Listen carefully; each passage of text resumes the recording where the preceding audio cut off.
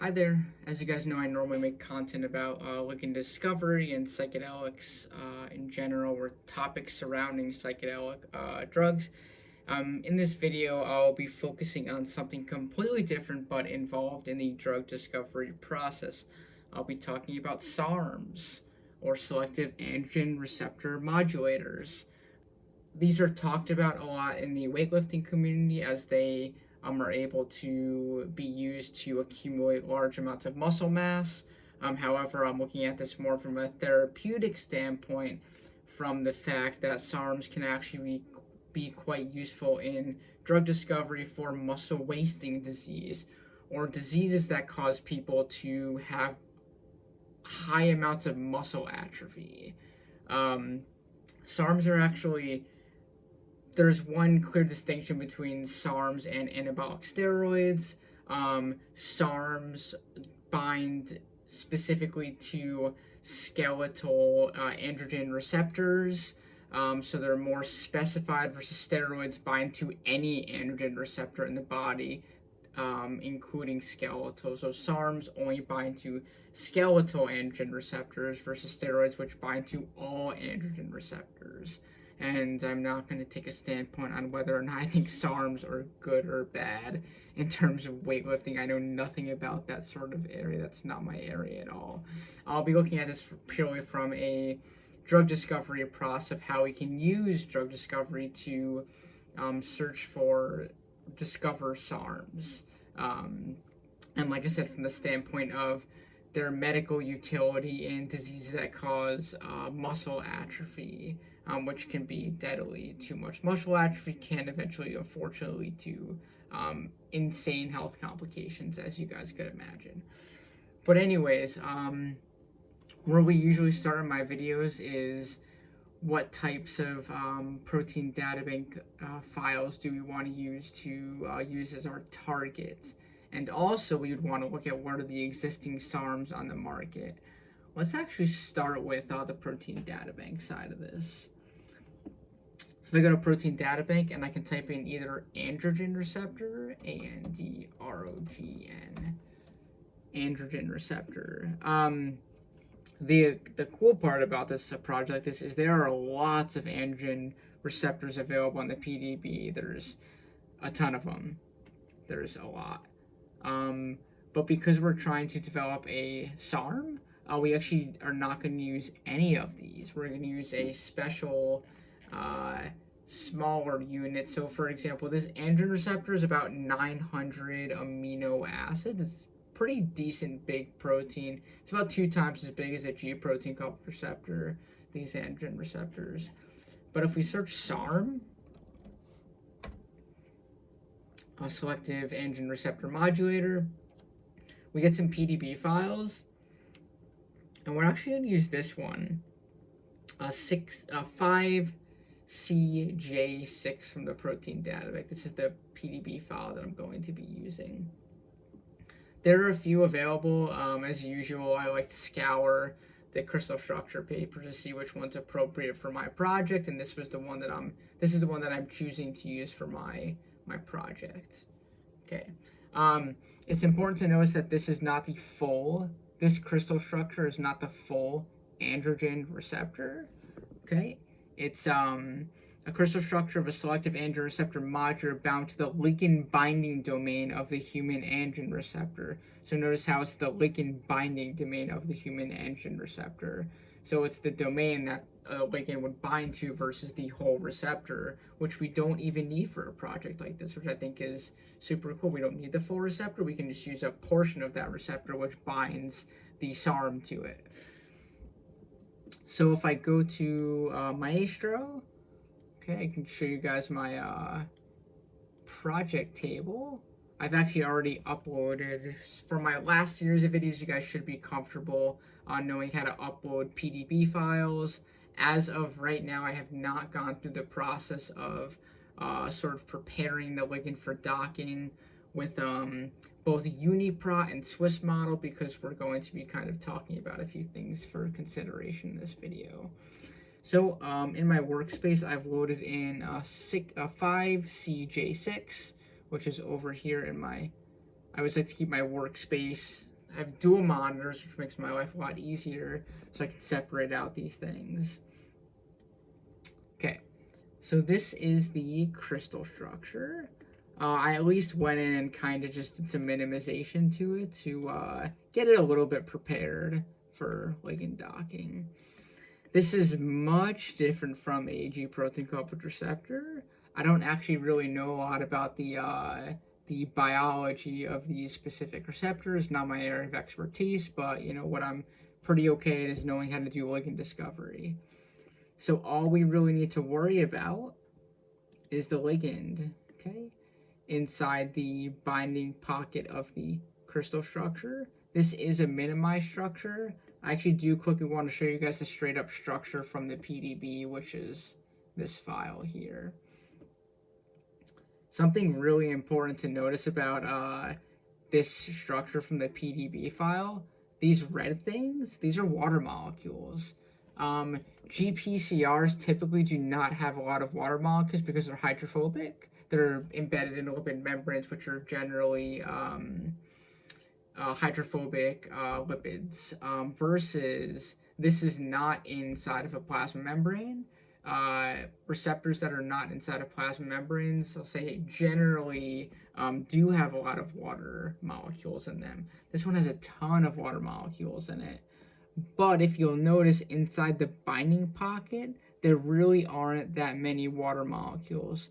So luckily for us, we don't necessarily have to worry about how to deal with water molecules inside of the binding site of a receptor. That does, I don't want to say it makes things more complicated. It's a little bit trickier because what you have to essentially do is see which waters inside that crystal structure are apparent among many different crystal structures. So what you end up doing is downloading a bunch of the same receptor and looking for water molecules that overlap and therefore are called crystallographic waters, meaning that they always appear. Specific waters always appear in certain different receptors, and it makes things a little more complicated, but luckily we don't necessarily have to deal with that. There aren't a ton of water molecules inside the binding site. I don't like, for example, for this this SARM, I don't see any water molecules interacting with it, which for our part is good.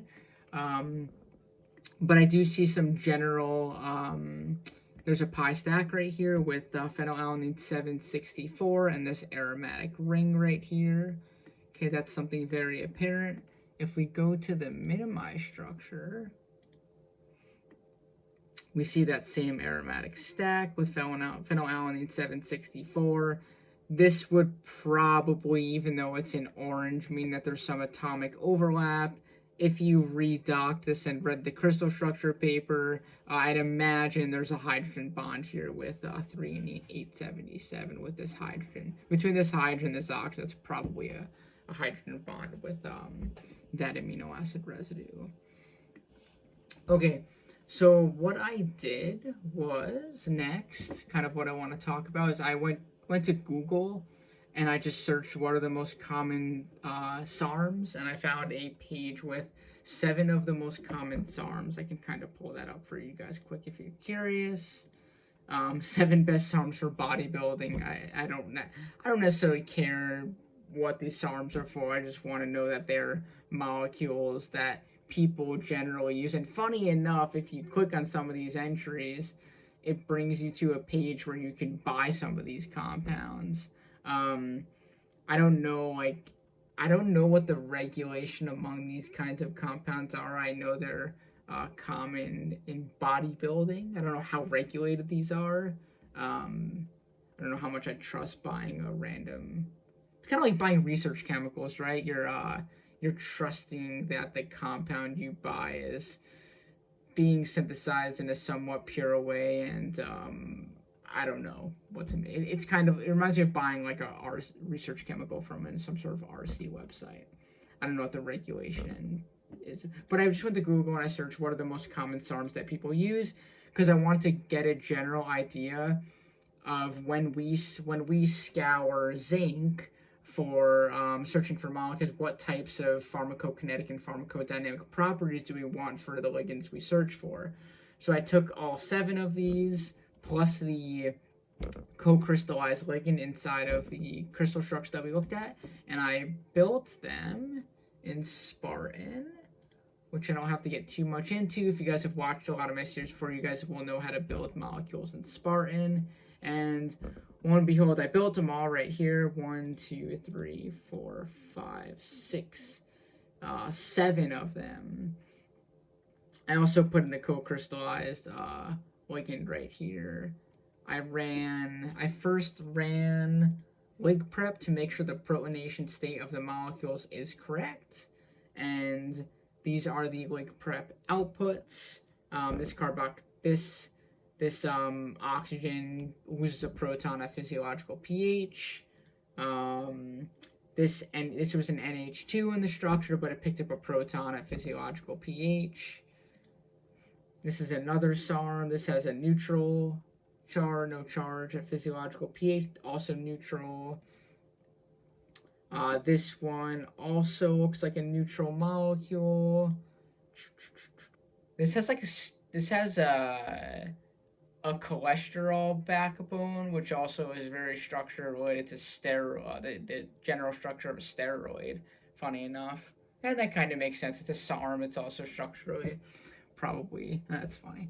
But anyways, sidetrack. This is the co-crystallized ligand inside of the PDB file. Okay. And funny enough, this is very bizarre. I don't actually know. Apparently there's a hydrogen here in the structure, but it loses a proton, becomes N negative. That's something I've never seen that before. I'm sure there's somebody on this channel that could explain to me why that hydrogen gets deprotonated at physiological pH and becomes a negative charge. That kind of threw me off a lot. I don't know if that's, I feel like that's not right. Maybe I'm wrong. You know, this is research. Maybe something weird happens in this exact arrangement when it's next to a carbonyl, next to a I don't know. Maybe I don't know the pK of that proton, but I've never seen an N negative. I'm sure there's somebody who could explain that watches the channel. Bizarre. But anyways, everything else looked pretty good. I then took these 8 ligands and ran them through QuickProp. Okay, and QuickProp tells us some of the physiochemical parameters, the molecules that will be used, so we can actually use them as search criteria when we look on the Zinc database. So here are the results, and some of the things I was thinking are that something like a SARM, we look at a lot of CNS positive drugs in this channel because I develop a lot of psychedelics. We look at compounds that get into the brain. But in dealing with a SARM, you probably don't want a molecule that's going to penetrate the CNS. You probably actually want a molecule that's going to stay inside the body. You know, you don't, I don't know. This is, I guess, going to sound funny, but it'd almost be like if you wanted to make your brain jacked, which doesn't make any sense. This is important for skeletal muscle development and wasting syndrome, not trying to bind to androgen receptors inside of your brain. I'd actually imagine, just completely guessing, you probably don't have a lot of androgen receptors inside of your brain, being that these appear a lot on skeletal muscle. But anyways, so we'd imagine that we'd want CNS molecules, but also are drug-like. So let's take a look at some of the parameters of all of these SARMs. So we can kind of use this as a search criteria for the Zinc database when we screen for ligands and screen out ligands, because we'll probably screen out CNS positive ligands, right? So in terms of stars, okay, some of these have 1, 1, 0, 1, 0, 0, 0. Most of them don't break any. Stars include things that would make these molecules not drug-like, but more molecule-like. So we actually would want a more drug-like molecule. And most of these only break one of those. That's not a big deal. Some break, 3 of them break 1, and then the remaining 5 break 0. So we'd actually probably would want no stars in our SARM that we try and search for and develop. CNS, yeah, this is kind of what I thought. Most of them are CNS negative, which is good. Some of them are sitting at 0. These two sit at 0. These two are at -2, which probably what I'd expect. This one's at 1, which is probably kind of an oddball. When Ligandrol, I'm sorry if I'm butchering these names. If there's anybody watching that's in the weightlifting community that knows about these compounds, I'm sorry for butchering the names of these molecules. Interesting. This molecule, Ligandrol, this one has a CNS number of 1, which means that theoretically it crosses the CNS. Interesting. Just wanted to take a look at that. So yeah, I'm probably gonna screen out compounds in this search that are CNS positive, I'd say. Molecular weight, I am kind of, most of these are relatively large molecules. These are pretty, okay.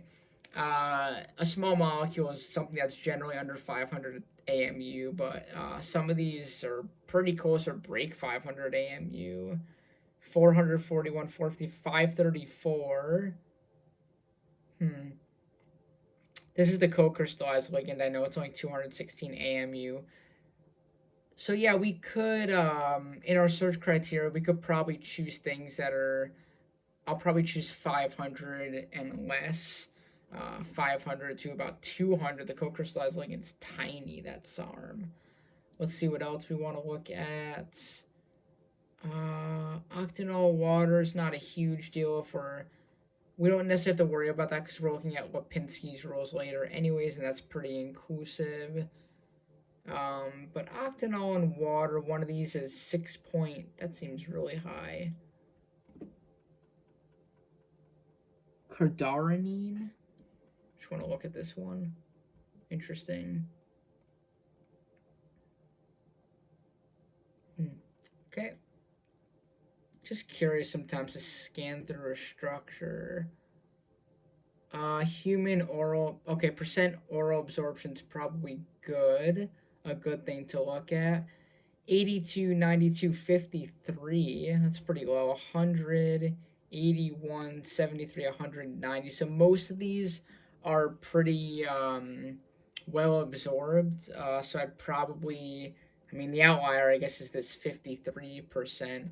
I usually like to stick with pretty high human oral absorption. I usually like to pick compounds with like 80% and above.